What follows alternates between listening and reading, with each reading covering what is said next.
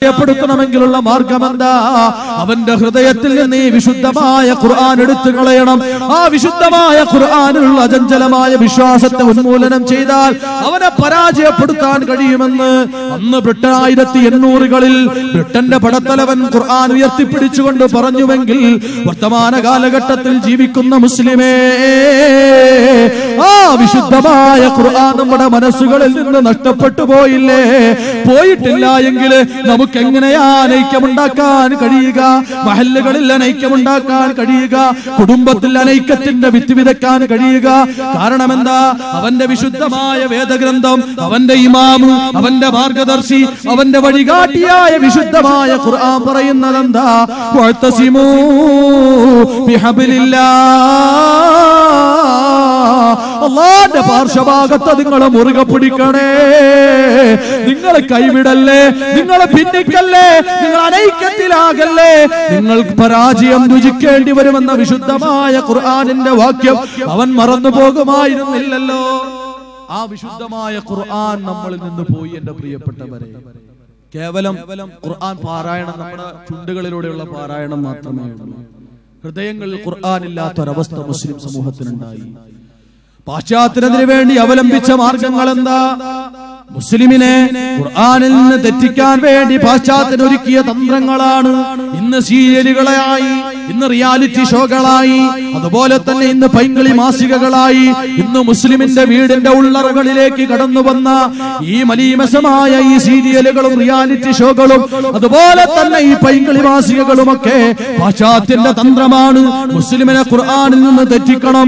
എന്റെ പ്രിയപ്പെട്ടവരെ, ഒരു കാലത്ത് മഗ്രിബിന് ശേഷം ഒരു മുസ്ലിമിന്റെ വീട്ടിലേക്ക് കടന്നു ചെന്നാൽ വിശുദ്ധമായ ഖുർആൻ ഓതുന്നത് നമുക്ക് കാണാമായിരുന്നെങ്കിൽ, യാസീൻ ഓതുന്നത് കാണാമായിരുന്നെങ്കിൽ, ഒരു ദിക്ർ ചൊല്ലുന്നത് കാണാമായിരുന്നുവെങ്കിൽ, നമ്മുടെ പുന്നാര മക്കള് ദിക്ർ ചെല്ലുന്ന ഒരു രംഗം നമ്മുടെ വീടുകളിൽ കാണാൻ കഴിയുമായിരുന്നെങ്കിൽ, എന്റെ പ്രിയപ്പെട്ടവരെ, ഇന്നൊരു മുസ്ലിമിന്റെ വീട്ടിലേക്ക് കടന്നു ചെന്നാൽ, ഇശാ മഗ്രിബിന്റെ ഇടയിൽ കയറുന്നു ചെന്നാൽ വിശുദ്ധമായ ഖുർആനിന്റെ വാക്കുകൾ, വിശുദ്ധമായ ഖുർആൻ ഓതുന്നത് കേൾക്കാൻ കഴിയുമോ?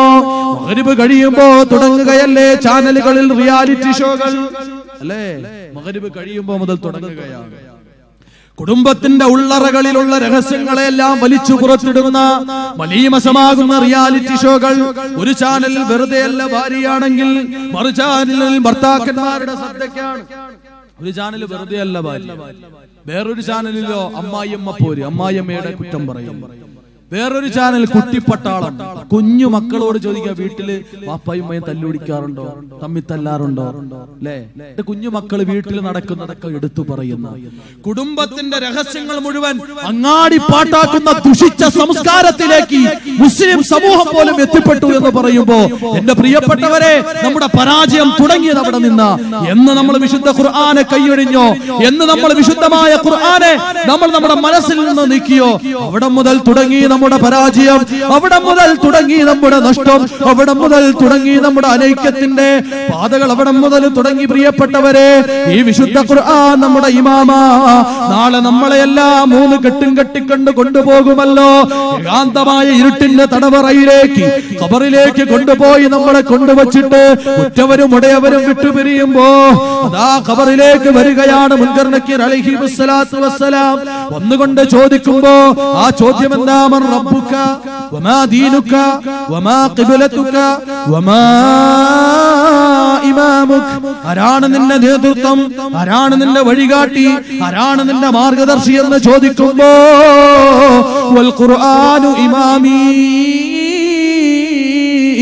ഖുർആനാണ് എന്റെ വഴികാട്ടി, ഖുർആനാണ് എന്റെ മാർഗദർശി, ഖുർആനാണ് എന്നെ മുന്നോട്ട് നയിച്ചത് എന്ന് എന്റെ പ്രിയപ്പെട്ടവരെ പതറിപ്പോകാതെ മുൻകർ നക്കീറിനോട് പറയാൻ നിന്റെ നാവ് ചലിക്കണമെങ്കിൽ, എന്റെ പ്രിയപ്പെട്ട മുസ്ലിമേ, എന്റെ സഹോദരിമാരെ, എന്റെ പ്രിയപ്പെട്ട സഹോദരങ്ങളെ, വിശുദ്ധമായ ഖുർആനുമായുള്ള ബന്ധം സ്ഥാപിക്കണം കേട്ടോ. ഇന്ന് സുബഹി കഴിഞ്ഞാൽ പോലും വീട്ടിൽ ഖുർആൻ ഓതുന്നുണ്ടോ? എന്റെ പ്രിയപ്പെട്ടവരോട് ഞാൻ എല്ലാ പ്രഭാഷണത്തിന്റെ സദസ്സുകളിലും പറയുന്ന ഒരു വസിയ്യത്താണ്, ദിവസം ഒരു 5 പേജെങ്കിലും നിങ്ങൾ ഖുർആൻ ഓതണേ. ദിവസം ഒരു 5 പേജെങ്കിലും നിങ്ങൾ വിശുദ്ധ ഖുർആൻ ഓതണേ. 5 പേജ് ചുരുങ്ങിയത് കാരണം നിങ്ങൾ അതിലൂടെ നിങ്ങൾക്ക് നിങ്ങളുടെ മക്കൾക്ക് മാതൃകയാകണം. എന്റെ പ്രിയപ്പെട്ട സഹോദരിമാരെ, പാതിരാത്രി വരെ റിയാലിറ്റി ഷോകൾക്ക് മുന്നിലിരുന്ന സമയം കളഞ്ഞുകൊണ്ട് സുബഹി പോലും കളാക്കിക്കൊണ്ട് കിടന്നുറങ്ങുന്ന ഉമ്മമാരെ, ഉപ്പമാരെ, നാളെയുടെ വാഗ്ദാനങ്ങളായ നിങ്ങളുടെ മക്കള് അവർ കണ്ടു പഠിക്കുന്നത് നിങ്ങളെയാണ്, അവര് മാർഗമാക്കുന്നത് നിങ്ങളെയാണ്, അവര് വഴികാട്ടിയാകുന്നത് നിങ്ങളെയാണ്. ആ നിങ്ങൾ മക്കൾക്ക് കാണിച്ചു കൊടുക്കേണ്ട മാതൃക സുബഹി പോലും കളാക്കിക്കൊണ്ട് വീട്ടിൽ കിടന്നുറങ്ങുന്ന മാതൃകയല്ല. മറിച്ച് സുബഹിക്കെഴുന്നേറ്റ് തങ്ങളുടെ മക്കളെ വിളിച്ചെഴുന്നേൽപ്പിച്ച് മക്കളോടൊത്ത് നിസ്കരിച്ച് ആ മക്കളുടെ കയ്യിൽ ഖുർആൻ പിടിപ്പിച്ചുകൊണ്ട് മദ്രസകളിൽ അവരെ പഠിപ്പിച്ച ഖുർആനിന്റെ അധ്യായങ്ങൾ ആ മക്കളെ കൊണ്ട് ഓദിക്കുകയും അതോടൊപ്പം നിങ്ങൾ വിശുദ്ധമായ ഖുർആൻ ഓതുന്ന ഒരു ശീലം എന്റെ പ്രിയപ്പെട്ടവരെ നമ്മുടെ ജീവിതത്തിൽ ഇനിയും ഉണ്ടാക്കിയില്ല എങ്കിൽ ഖുർആനിന്റെ ശാപമേറ്റവരായി നമ്മൾ മാറിപ്പോകും. വിശുദ്ധ റമളാനിൽ മാത്രം ഓതാനുള്ള ഗ്രന്ഥമല്ല ഖുർആൻ. ചിലർക്ക് വിശുദ്ധ റമളാൻ വരുമ്പോ ഖുർആൻ ഒന്ന് എടുക്കും, റമളാൻ കഴിഞ്ഞാൽ മടക്കി വെക്കും.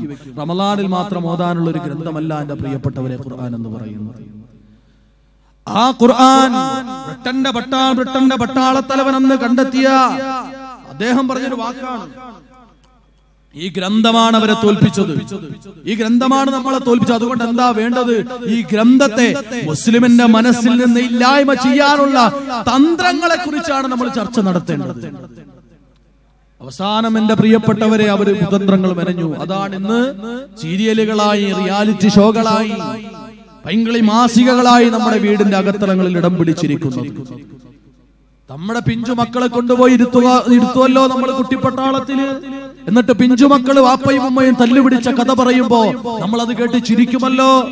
പ്രായപൂർത്തിയായ നിന്റെ പൊന്നുമോളെ, പ്രായപൂർത്തിയായ നിന്റെ മകളെ നീ അയക്കുമല്ലോ ഐഡിയ സ്റ്റാർ സിംഗറിലേക്ക്, അതുപോലെ തന്നെ പട്ടുറുമാലിലേക്ക് വിട്ടുകൊണ്ട് അവളതാ അവളുടെ അവരുടെ ശരീരം എടുത്തു കാണിക്കുന്ന വസ്ത്രവും ധരിച്ചുകൊണ്ട് പട്ടുറുമാലിന്റെ വേദിയിൽ നിറഞ്ഞു തുള്ളി അവൾ പാട്ടുപാടുമ്പോ, അന്യപുരുഷന്റെ മുന്നിൽ നിന്ന് അവള് തുള്ളിക്കൊണ്ട് പാട്ടുപാടുമ്പോ, പ്രിയപ്പെട്ട ഉപ്പ, പ്രിയപ്പെട്ട ഉമ്മ, ആ മകള് തുള്ളിക്കൊണ്ട് പാട്ടുപാടുന്നത് കേട്ട് നീ കൈകൊട്ടി രസിക്കുകയല്ലേ? നീ കൈകൊട്ടി അവളെ പ്രോത്സാഹിപ്പിക്കപ്പെടുമ്പോ എന്റെ പ്രിയപ്പെട്ടവരെ, നാളെ മഹ്ശറ എന്ന ഒരു കോടതിയുണ്ട്.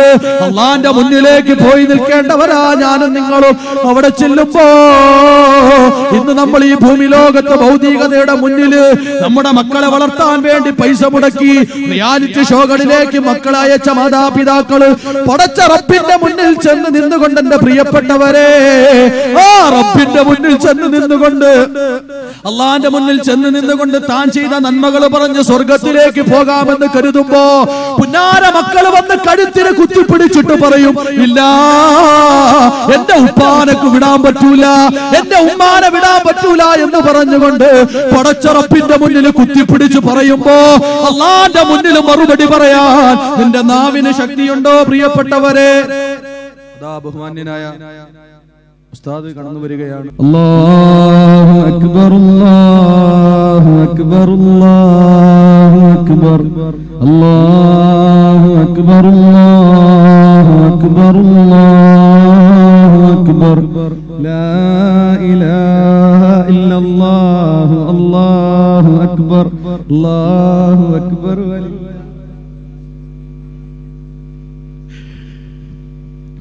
സഹോദരങ്ങളെ, അപ്പോ ഞാൻ അവസാനിപ്പിക്കുക. നിങ്ങൾ എല്ലാവരും പ്രതീക്ഷിച്ചിരിക്കുന്ന ബഹുമാന്യനായ ഉസ്താദ് എത്തിക്കഴിഞ്ഞു. അപ്പോ ഏകതയുടെ സ്വരം നമ്മളിൽ നിന്ന് നഷ്ടപ്പെട്ടു പോയാൽ എന്റെ പ്രിയപ്പെട്ടവരെ, അത് നമ്മുടെ സമ്പൂർണമായ പരാജയത്തിലേക്കാണ് നമ്മൾ എത്തിക്കുക എന്ന യാഥാർത്ഥ്യ ബോധം എന്റെ പ്രിയപ്പെട്ടവർ ഉൾക്കൊള്ളണമെന്ന വസിയത്തോടെ, അതുകൊണ്ട് ഭിന്നിപ്പിന്റെ സ്വരങ്ങൾ മാറ്റിവെച്ച് ഒന്നിക്കാനുള്ള ശ്രമം നമ്മളിൽ നിന്നുണ്ടാകണേ എന്ന് എന്റെ പ്രിയപ്പെട്ട സമൂഹത്തോട് വളരെ ഭവ്യതയോടെ ഉപദേശിച്ചുകൊണ്ട് ഞാൻ എന്റെ വാക്കുകൾക്ക് വിരാമം കുറിക്കുന്നു. ബഹുമാന്യനായ ഉസ്താദ് അവർകളെ ആദരപൂർവ്വം യുവാക്കളെ ഇതിരെ എന്ന വിഷയം അവതരിപ്പിക്കാൻ വേണ്ടി ക്ഷണിച്ചുകൊണ്ട് ഞാൻ നിയമിക്കുന്നു. അസ്സലാമു അലൈക്കും വറഹ്മത്തുള്ളാഹി തആല.